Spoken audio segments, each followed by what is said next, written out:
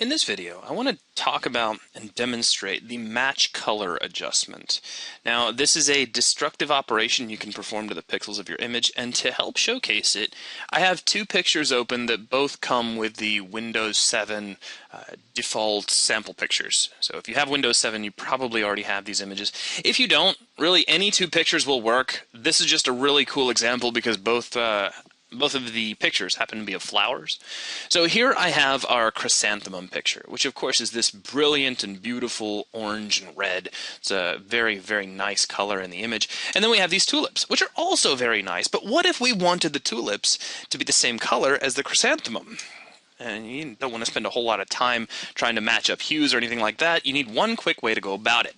Well, here's how we're going to do this. First off, I'm going to show a tool which is completely unrelated. It's just going to help make things a little easier to do. We're going to go to Select and jump over to Color Range. Now, without getting too far into what this is doing, though it is pretty straightforward, it's just selecting by a specific color, and fuzziness allows us to kind of expand out from that initial range. We're going to leave fuzziness pretty low for starters, and just hold down Shift and click on various points inside our tulips. So anytime you see these little dark areas inside the tulips, you want to click on those dark areas to add those to our current selection. Now currently our selection preview is set to grayscale. You can set this to anything you like, so we can set this over to none, we can set it over to black matte, and you just play with those settings as you need to get the one that works best for you. I kind of like grayscale. It just sort of helps me see what's going to be selected because the white areas are going to be selected and the black areas will not. So I'm just going to really carefully grab all that. I'm going to Alt-click the sky. I do not want the sky, period. But I do want all of the yellow of the tulips themselves.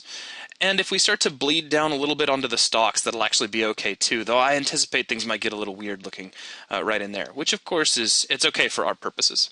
Now once you have a selection that looks like you've pretty much got the petals of the tulips and pretty much nothing else, then you're ready to move on.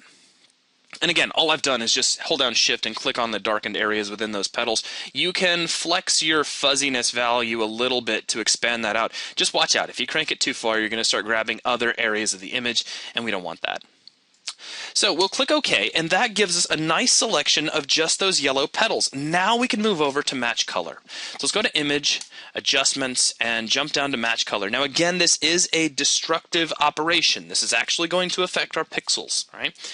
Now starting at the top, we have Ignore Selection when applying adjustment. We don't want to do that, and you'll see why here in just a little bit. In fact, I'm going to switch over the image options or skip over those. We're not going to touch those just yet.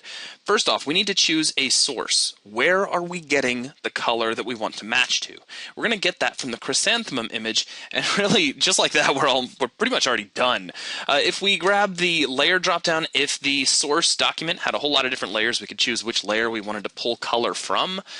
Also, we can choose to use selection in the target or selection in the source. So if over on the chrysanthemum image, which this is a modal window, I can't jump over to it. If there was a particular area we wanted to match to, we could go make that selection first and use that selection to grab the color from that part of our source image and apply it to our target. But since we're not really doing that. We're kind of grabbing an average of all of the colors at once.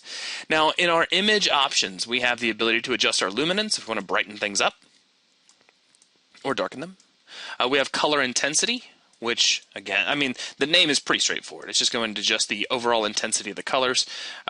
It's nice to be able to adjust that here because we're getting kind of a weird purplish hue in some of our highlights, and we can tweak that around a little bit, and pushing those to yellow feels a bit more natural. And then we can fade the effect if we want and go all the way back to something close to the original color, though it still looks a little funny. If you click neutralize, that's going to fix any sort of color cast that have been applied, but in this case that's not going to help us too much. We actually want that color cast.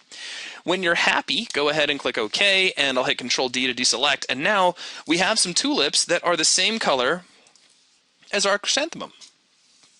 So a pretty straightforward tool, extremely easy to use, very, very handy if you need to make one image reflect the color tone of another. But that will wrap things up for this video. Thanks a lot for watching.